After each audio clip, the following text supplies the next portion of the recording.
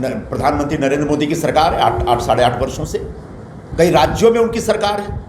तो ऐसे भारतीय जनता पार्टी के लोग आतंकवाद के खिलाफ जो अपनी भूमिका स्पष्ट करते हैं, वो सचमुच आतंकवाद से उनका क्या नाता है और ये रिश्ता क्या कहलाता है, ये बताने और समझाने के लिए हम आपके बीच आए। पहली घटना, एकदम ताजा घटना जो राजस्थान में घटी थी। नुपुर शर्मा जो भारतीय जनता पार्टी की प्रवक्ता रही हैं, उन्होंने हजरत मोहम्मद पैगंबर साहब के खिलाफ बहुत ही आपत्तिजनक बातें कही। इतनी आपत्तिजनक कि भारतीय जनता पार्टी भी शर्मा गई थी और नुपुर शर्मा को उन्होंने सस्पेंड किया अपनी पार्टी से। पूरी दुनिया में भारत देश का एक उसके खिलाफ एक वातावरण बन गया, जो खाड़ी देशों ने तो भारत को माफी मांगने तक की बात कह दी थी। हमने ऑब्जेक्शन लिया, भारत क्यों माफी मांगेगा, गलती बीजेपी ने की है। ऐसे नुपुर शर्मा के बयान का समर्थन करने वाले एक दर्जी टेलर मास्टर थे, कन्हैया लाल जी, उदयपुर में उनकी गला रेत कर हत्या कर दी गई थी। वो एक घटना थी, बहुत दर्दनाक घटना थी, जघन्य हत्या थी। लेकिन भारतीय जनता पार्टी ने कहा यह सिर्फ घटना नहीं है, सिर्फ हत्या नहीं है, यह आतंकवाद है, यह आतंकी हमला है। हमारे मुख्यमंत्री अशोक गहलोत जी ने इस पूरे विषय को बहुत गंभीरता से लिया। लगभग 150 से 200 लोगों की पूछताछ हो चुकी है, 30 से ज्यादा लोग गिरफ्तार हो चुके हैं।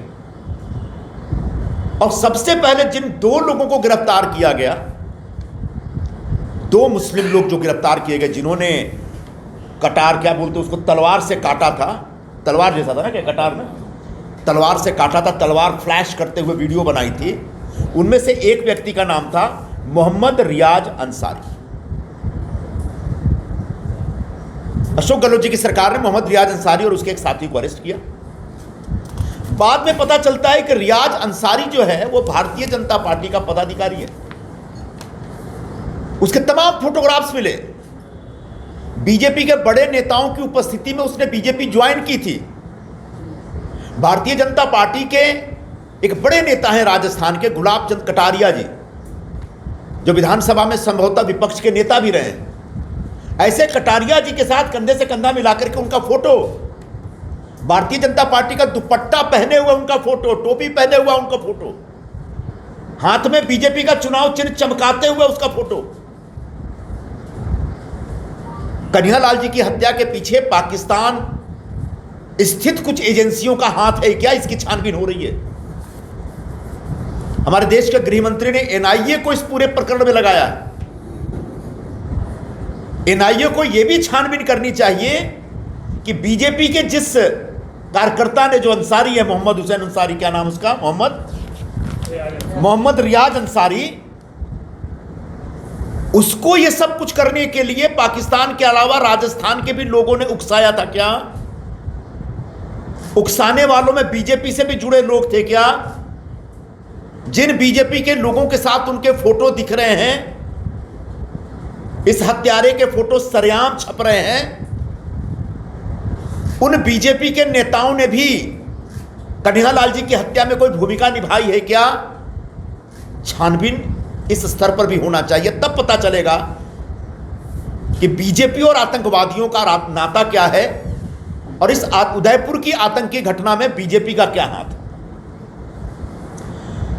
बिल्कुल इसी तरीके से कन्हैया लाल जी की हत्या के बाद, मेरे ख्याल से 8 दिन के बाद, जम्मू कश्मीर के ग्रामीण क्षेत्र में वहां के गांव के लोगों ने लश्कर तोयबा के 2 लोगों को गिरफ्तार किया।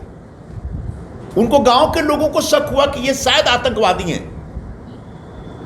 उनके पास बम वम बनाने की चीजें थी, बम थे, बहुत सारे हथियार थे। दबोच लिया गांव के लोगों ने, क्योंकि ठीक अभी कुछ दिन पहले एक गांव के सरपंच की हत्या कर दी गई थी लश्कर तोयबा की तरफ से, आईएसआई के इशारे पे। तो गांव के लोग बड़ा चौकस हो गए हैं, बड़ा सावधान हो गए हैं, बड़े सतर्क हैं, और जहां कहीं इस प्रकार की कोई घटना दिखती है या आशंका होती है, उस व्यक्ति को पकड़ ले रहे हैं। तो 2 लोगों को गिरफ्तार किया, उसमें एक व्यक्ति का नाम है तालिब हुसैन शाह, और उसको गिरफ्तार करके वहां एनआईए को दे दिया गया। और यह भी पता चला कि ये लोग अमरनाथ यात्रियों पे हमला करने का कुछ षड्यंत्र रच रहे थे। पता चलता है कि ये तालिब हुसैन शाह साहब जो हैं, ये भारतीय जनता पार्टी के आईटी सेल के प्रमुख हैं। हम आरोप नहीं लगा रहे, बीजेपी ने स्वीकार किया है कि हां वो हमारा पदाधिकारी था, वो बीजेपी का पदाधिकारी था। बीजेपी के जो वहां इस समय जम्मू कश्मीर के जो बीजेपी के बड़े बड़े नेता हैं, उनके साथ उनके फोटोग्राफ्स हैं तालिब के। और तब हमारे मन में सवाल उठता है कि आखिर आतंकवादियों से बीजेपी का क्या नाता है? ये जो रिश्ता है वो रिश्ता क्या कहलाता है? जो आतंकवाद के नाम पे, आतंकवाद के खिलाफ आवाज बुलंद करके लोगों से वोट मांगते हैं, उनके अपने पदाधिकारी आतंकवादी घटनाओं से जुड़े हैं, आतंकवादी घटनाओं को अंजाम देने के षड्यंत्र में शामिल दिख रहे हैं, उसको कांग्रेस पार्टी आरोप नहीं लगा रही है। इस प्रकार की बातें एनआईए भी कह रही है। आगे एक दो बार बताऊंगा एनआईए ने अपनी रिपोर्ट में क्या कहा बीजेपी के एक कार्यकर्ता के बारे में जो आतंकवादी घटनाओं में शामिल पाया गया। तो यह दूसरी घटना। मैं महाराष्ट्र से आता हूं। महाराष्ट्र में बिल्कुल जिस समय राजस्थान में कन्हैयालाल जी की हत्या हुई थी, उसके कुछ दिनों के अंदर, 2-3 दिनों के अंदर ही अमरावती में एक केमिस्ट थे उमेश कोल्हे जी,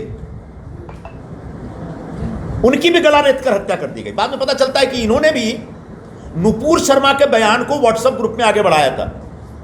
और एनआईए इस प्रकार की जांच कर रही है कि क्या व्हाट्सएप ग्रुप में जो इसने अपनी ये जानकारी आगे किया, नुपुर शर्मा को सपोर्ट किया, उससे इनकी हत्या का कोई लेना देना है क्या? ये जांच हो रही है।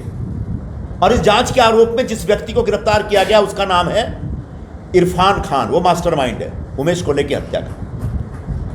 ये इरफान खान जो है अमरावती की एक निर्दलीय सांसद है नवनीत राणा, और वहीं के उनके पति हैं जो निर्दलीय विधायक हैं रवि राणा। ये दोनों के मुख्य प्रचारक हैं इरफान खान। अब आप पूछेंगे इससे भारतीय जनता पार्टी का क्या लेना देना? तो दोनों राणा दंपत्ति इंडिपेंडेंट कम बीजेपी के ज्यादा हैं इस समय।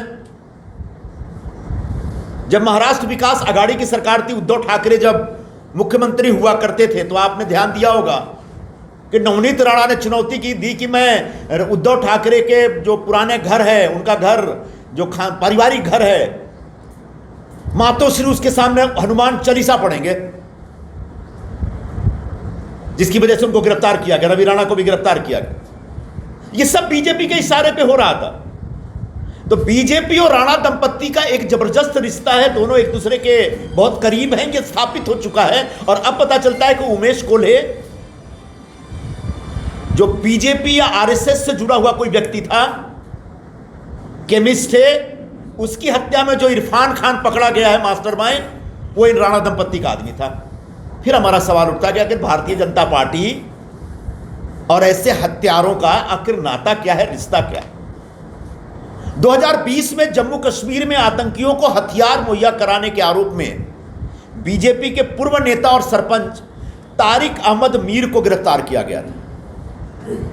आतंकवादियों को हथियार मुहैया कराने के आरोप में 2020 में बीजेपी के नेता और बीजेपी के तरफ से चुनाव लड़के जो सरपंच बने थे जम्मू कश्मीर में घाटी एरिया में, ऐसे तारिक अहमद मीर को गिरफ्तार किया। और तारिक अहमद पर हिजबुल कमांडर नवेद बाबू को हथियार देने का आरोप था।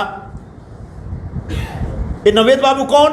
वो आतंकवादियों को मदद करने वाला डीएसपी दविंदर सिंह के साथ गिरफ्तार हुआ था। याद होगा आपको, पुलवामा के बाद एक डीएसपी दविंदर सिंह गिरफ्तार हुआ था।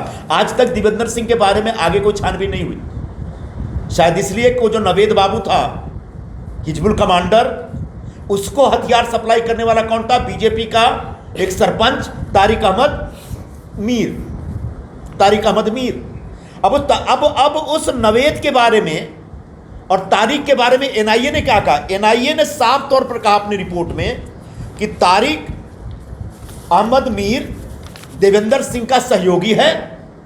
यदि देवेंद्र सिंह के मामले की अगर जांच होती तो तारिक अहमद मीर के बारे में ज्यादा पता चलता, लेकिन जो तारिक अहमद मीर भारतीय जनता पार्टी का सरपंच और उसका नेता, वह आतंकवादियों को हथियार सप्लाई कर रहा है, हिजबुल कमांडर को, नावेद बाबू को हथियार सप्लाई कर रहा है। और यह एनआई की रिपोर्ट में आ रहा है। एनआईए की रिपोर्ट में सब कुछ आ रहा है, हम कहीं से आरोप नहीं लगा रहे, कांग्रेस का आरोप नहीं है।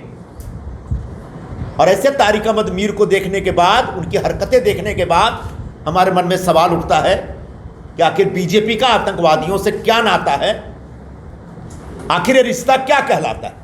इसी तरह